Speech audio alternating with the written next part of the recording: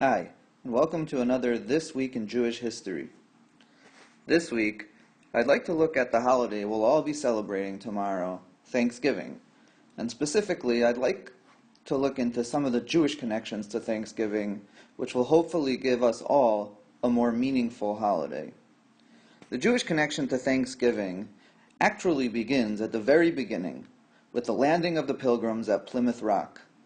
One of the leaders of the Pilgrims, and later governor of the settlement, was William Bradford. It is fascinating to look at the Bible Bradford brought with him to the New World. The Bible had a note in it referencing the words of the Rambam, Maimonides, stating, based on the Talmud, but who is obligated to give thanks to God? This group includes those that have crossed the desert, as well as those that sailed across the sea. Here you see the note that was in Bradford's Bible with the reference to Maimonides at the end. All of this was based on Parak Kuf Zayin of Tehillim, or chapter 107 of Psalms, which references the various people who give thanks to God, and begins with the scriptural phrase, Hodu Lashem ki tov, ki leolam chazdo. Give thanks to God, for he is forever kind.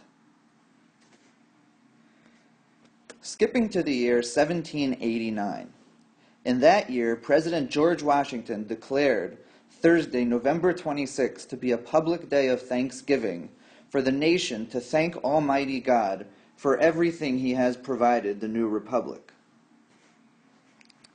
And in that same year, Gershom Mendes Sesas, minister of New York's historic Spanish and Portuguese congregation, Shearith Israel, delivered a Thanksgiving address. In this address, Sesas implored his congregants to give thanks to God for making us, I quote in his words, equal partakers of every benefit that results from this good government. And now, fast forward a couple of hundred years to 1945, just after the end of World War II. Congregations in Philadelphia came together to celebrate Thanksgiving. The guest speaker was Rabbi Herschel Schachter, who was a prominent chaplain in the American Army during the war, and later a longtime pulpit rabbi in New York.